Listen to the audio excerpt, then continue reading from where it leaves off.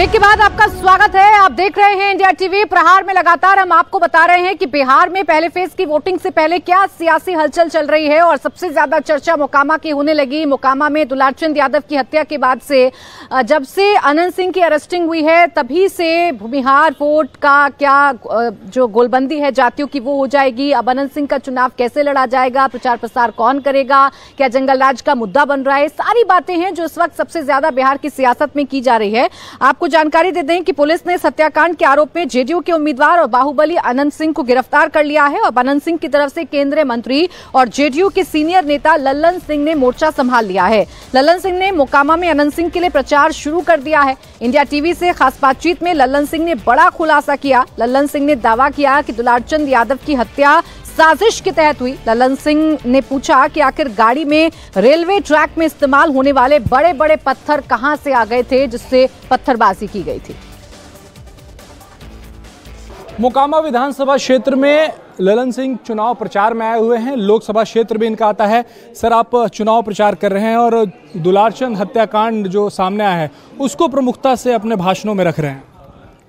देखिए, दुलारचंद हत्याकांड जो हुआ है उसके कई तरह के वीडियो बाजार में हैं, कई तरह के वीडियो वायरल हुए हैं और उन वीडियो को देखने से यह लगता है कि यह घटना स्वतः स्फुरत घटना नहीं है, स्पॉन्टेनियस घटना नहीं है। उन वीडियो को देखने से लगता है कि उस घटना को कराने के उद्देश्य से ही सुनियोजित तरीके से पत्थर वहां रखा गाड़ी में था। अब जो रेलवे के ट्रैक में जो पत्थर उपयोग में आता है वह कहां से टाल में पहुंच गया? वह टाल में तो रहता नहीं है, तो उसको कोई किसी न किसी ने गाड़ी में लाद के लाया। तो ये सारी घटना जो देखने से ऐसा प्रतीत होता है कि यह सुनियोजित ढंग से किसी षड्यंत्र के तहत यह घटना कराने के उद्देश्य से ही वहां घटना हुई है। अनंत बाबू आज हिरासत में है और हिरासत उन्होंने कानून का सम्मान किया है। नीतीश कुमार जी के कानून का जो राज है उस कानून के राज का उन्होंने सम्मान किया है। लेकिन आप लोगों ने देखा है पुलिस विभाग के डीजीपी का, सीनियर एसपी का, सबका बयान आया है कि ये जांच होगी। हम पुलिस विभाग से भी जांच करेंगे कि इसके साजिशकर्ताओं तक, इसके षड्यंत्र के रचयिता कौन कौन है, कैसे ये घटना घटी और क्या सच्चाई है, इसकी तह तक पहुंचने का काम पुलिस विभाग करेगी। हम पुलिस विभाग से उम्मीद करते हैं और यह नीतीश कुमार जी का राज है, कानून का राज है। हम लोग न किसी को बचाते हैं न हम लोग किसी को फंसाते हैं, लेकिन तथ्य तक, सच्चाई तक जरूर पहुंचना चाहिए। तो इसलिए इस घटना की सच्चाई निश्चित तौर पर आ जाएगी कुछ दिनों के बाद। अनंत, जब ये घटना हुई उसके बाद अनंत सिंह जी ने बहुत छोटे समय के लिए मीडिया से बात की, 1-2 मिनट के लिए। उसमें सीधा आरोप उन्होंने आरजेडी के जो कैंडिडेट हैं वीणा देवी, उनके पति पर ये आरोप लगाया था कि सूरजभान सिंह ने करवाया।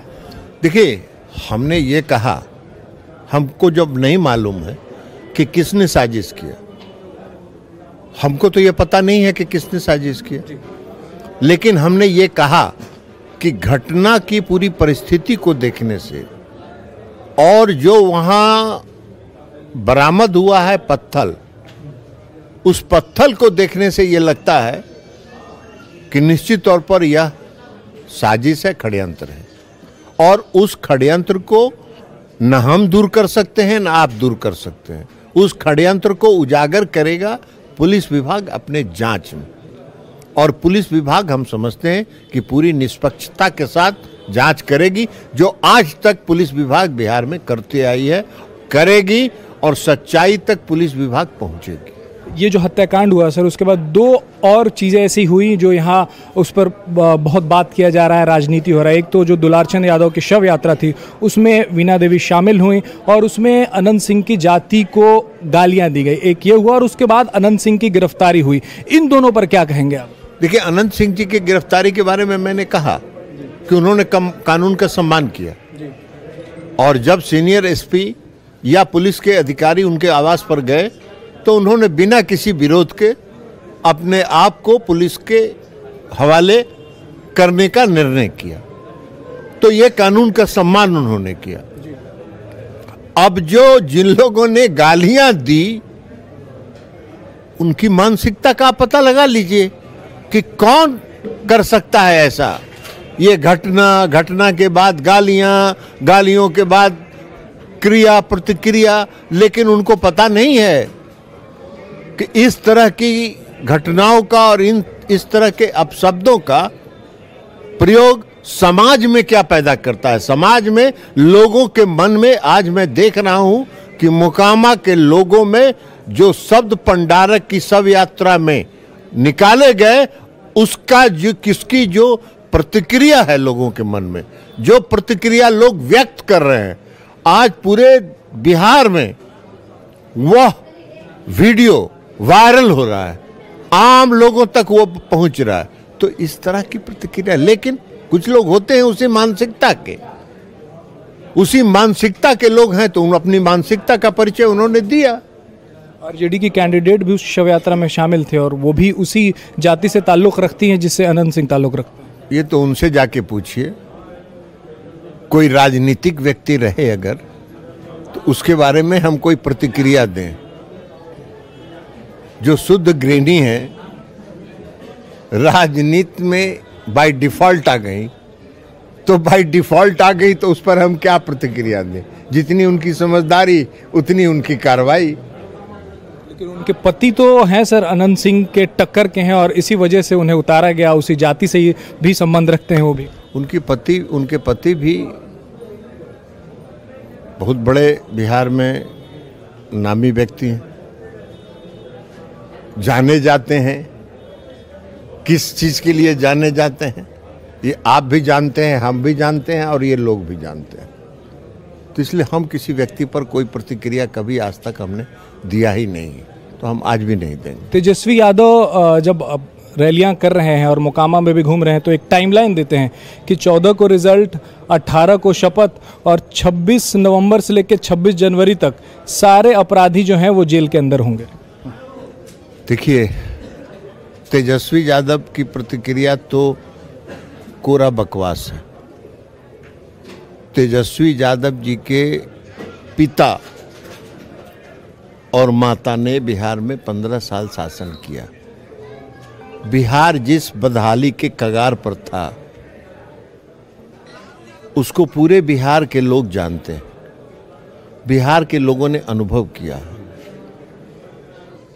और बिहार के लोग जब बिहार से बाहर जाते थे, अगर ये कहते थे कि हम बिहारी हैं, तो उनको घृणा की दृष्टि से देखी जाती थी। बिहार में जो व्यापारी थे, जो व्यापार करने वाले लोग थे, उनका पलायन हो रहा था। वो अपना रोजगार धंधा बंद करके दूसरे राज्यों में रोजगार धंधा शुरू कर रहे थे, इसलिए कि उस पूरे 15 साल के शासनकाल में अपहरण का उद्योग चलता था।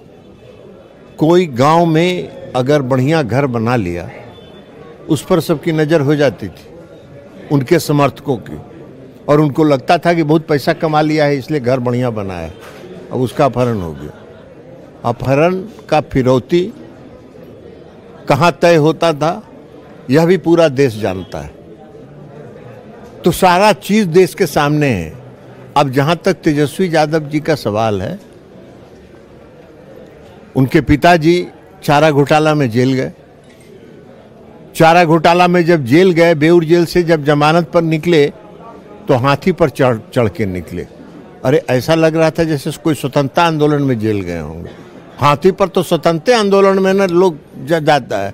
भ्रष्टाचार में जेल गए, चोरी करके चारा खा के जेल गए, और जब बाहर निकले तो हाथी पर चढ़ रहे हैं। क्या कर रहे हैं भाई? ये मजाक करने का तरीका है उनका। इसी तरह बिहार को उन्होंने समझा है, लेकिन आज तो 5 केस में उनको सजा हो गई और इस अदालत ने सजा दिया। कोई बीजेपी ने, जेडीयू ने या एनडीए ने सजा नहीं दिया। ये एनडीए का फैसला नहीं था, अदालत का फैसला था। और अदालत ने एक नहीं 5-5 केस में फैसला दिया, उनको किया। उनकी माताजी भी थी। माताजी के शासनकाल में क्या था सब लोग को पता है। अब तेजस्वी जी ने होश संभाला। कब होश संभाला? कहां होश संभाला? उसी माता पिता के गोद में उन्होंने होश संभाला। चारा घोटाला में लालू जी जब जेल गए, जेल से बाहर निकले, उसके बाद एमपी बन गए, भारत सरकार में रेल मंत्री बन गए। अब कोई व्यक्ति अगर गलती से कोई काम कर लेता है, उसका सजा जब भुगत लेता है तो उसकी आदत सुधर जाती है ना, सुधरता है ना। और रेल मंत्री जब बने तो जिन जिन लोगों को नौकरी दिया उस सब का जमीन अपने नाम से लिखवा लिया। अपने नाम से नहीं, इन्हीं तेजस्वी यादव, तेज प्रताप यादव, मीसा भारती, इन्हीं लोगों के नाम से लिखवाया। यही लोग उसके लाभार्थी हैं। रेलवे का 2 संपत्ति, रांची और पुरी का जो बीएनआर होटल है, उसने एक को दे दिया और उसका 7 एकड़ जमीन अपने परिवार के नाम से लिखवा लिया, जहां मॉल बना रहे थे। तो जिनका जन्म तेजस्वी जी का होश, जन्म और जो उन्होंने राजनीति में होश संभाला, वो उसी भ्रष्टाचार की गोद में संभाला। अब भ्रष्टाचार की गोद में होश संभालने वाला व्यक्ति भ्रष्टाचार दूर कर देगा, कानून का राज स्थापित कर देगा, इसकी तो कल्पना भी कोई नहीं कर सकता है। ये वही कह सकते हैं, ये वही कह सकते हैं और वही सोच भी सकते हैं। तो अब उनकी सोच का क्या करिएगा? लेकिन उनको भी मालूम है ये बात कि बिहार की जनता यह मौका उनको कभी नहीं देने वाली। शपथ का डेट तक बता रहे हैं वो 18 नवंबर। वो अपना डेट बताते रहे। ये कोई उनको बिहार की जनता, हम लोग को याद है 2020 के चुनाव के बाद, 2020 का चुनाव परिणाम अभी पूर्णतः नहीं आया था और अभी कुछ सीटों की गिनती बाकी थी। और जो उनके समर्थक थे, वो समर्थक बीच सड़क पर कुर्सी निकाल के बैठना शुरू कर दिए थे कि अब आ गलो हमनी के राज, अब हमनी के राज आ गलो, अब फिर से राज आ गलो। तो ऐसे लोगों की क्या बात करें, क्या प्रतिक्रिया दें? उनको कुछ नहीं मिलना है। सपना देखने का हर आदमी को आज़ादी है, हर आदमी को छूट है। उनको जो भी सपना देखना है वो देखते रहें, लेकिन लाभ उनको कुछ नहीं मिल रहा है। आखिरी सवाल ये है कि मोकामा 90% हम लोग का मालवा का गंत है। यहाँ हमारा बिहार जो है तो ललन सिंह को आपने सुना। अब ललन सिंह कल प्रधानमंत्री नरेंद्र मोदी के साथ रोड शो में भी थे और अब मोकामा में अनंत सिंह की गैर मौजूदगी में उनके चुनाव प्रचार की पूरी जिम्मेदारी ललन सिंह संभाल रहे हैं। मोकामा से जो संदेश जाएगा वो क्या जाएगा? यहाँ पर नीतीश, भूमिहार वोट की सबसे ज्यादा बात की जा रही है कि कहीं ऐसा तो नहीं गिरफ्तारी के बाद भूमिहार नाराज हो जाएगा और पूरे बिहार में नुकसान होगा। क्या इसीलिए ललन सिंह आ रहे हैं और वो अपना पूरी तरीके से जिम्मेदारी संभाल रहे हैं? नहीं, ललन सिंह का चूंकि देखिए लोकसभा क्षेत्र है जिसके अंतर्गत मोकामा आता है और वहाँ पर भूमिहार वोटर ही जो है सबसे ज़्यादा निर्णायक है। यादव भूमिहार के बीच की जो लड़ाई है वहाँ लंबे समय से रही है और ये चीज़ दुलारचंद हत्याकांड के बाद जो एक चीज़ वहाँ नज़र आ रही है कि जातीय समीकरणों में एक बदलाव या उसकी गोलबंदी में बदलाव दिखा है। सूरजभान सिंह की पत्नी वीणा देवी भी भूमिहार हैं और अनंत सिंह भी भूमिहार हैं। तो पहले की परिस्थिति में ये था कि भूमिहार वोटों का बंटवारा होगा, लेकिन अब की स्थिति में ये दिख रहा है कि भूमिहारों की गोलबंदी जो है वो अनंत सिंह के पक्ष में हो गई है। उसकी वजह है जाहिर है जिस तरह से ये घटनाक्रम हुआ और शव यात्रा के दौरान वहाँ गालियाँ दी जा रही थी, वीणा देवी उस ट्रैक्टर पर मौजूद थी, तो उसके बाद एक सेंटिमेंट हर्ट हुआ। भूमिहार यादव आमने सामने आ गए हैं। निर्णायक वहाँ धानुक होगा। धानुक की आबादी भी वहाँ बहुत अच्छी खासी है। धानुक चूंकि इसलिए इम्पॉर्टेंट है कि जनसुराज पार्टी के जो प्रत्याशी हैं वो धानुक जाति से आते हैं और उन्हीं के समर्थन में दुलारचंद यादव प्रचार कर रहे थे जब ये घटना हुई है। तो धानुक किधर जाएगा ये इस पर भी निर्भर करेगा कि नीतीश कुमार वहाँ 4 तारीख को जाने वाले हैं। नीतीश कुमार की पकड़ जो है कुर्मी और धानुक लवकुश पर रही है, तो नीतीश कुमार के जाने के बाद यदि धानुक जुड़ा रह गया पहले की तरह तो जाहिर है अनंत सिंह नहीं छिटकेगा। भूमिहार का बंटवारा मुझे लगता है पहले ज़्यादा संभावना थी, अब नहीं है। दोनों उसी इलाके के हैं, शंकरवाड़ टोला और मोलदियार टोला मोकामा का 2 बड़ा मशहूर टोला है। और शंकरवाड़ टोला से सूरजभान सिंह है और दूसरे टोले से अनंत सिंह है। तो भूमिहारों पर दोनों की पकड़ है। अनंत सिंह की ज़्यादा पकड़ रही थी, लेकिन अब वो जो बंटवारा था, मैं उसका अनुपात कह रहा हूँ, वो काफ़ी छिटक गया है, अनंत सिंह के पक्ष में ज़्यादा हो गया। ऐसी यादव वोट बैंक की भी बात चल रही है। संतोष यादव जी हमारे साथ हैं वरिष्ठ पत्रकार के तौर पर। अब यहाँ यादव फैक्टर की भी बात चल रही है, क्योंकि अब एक यादव की हत्या हुई है कि यादव किधर जाएगा, क्या इंटैक्ट हो जाएगा आरजेडी के साथ। राघोपुर में तेजस्वी यादव को कितनी चुनौती मिल रही है, क्या होगा राघोपुर वाली सीट पर, क्या आपको रिपोर्ट्स मिल रही हैं? देखिए, बिहार का जो जातीय समीकरण में है उसमें सभी जातियों का एक बना हुआ है कि वो किस पार्टी को देंगे।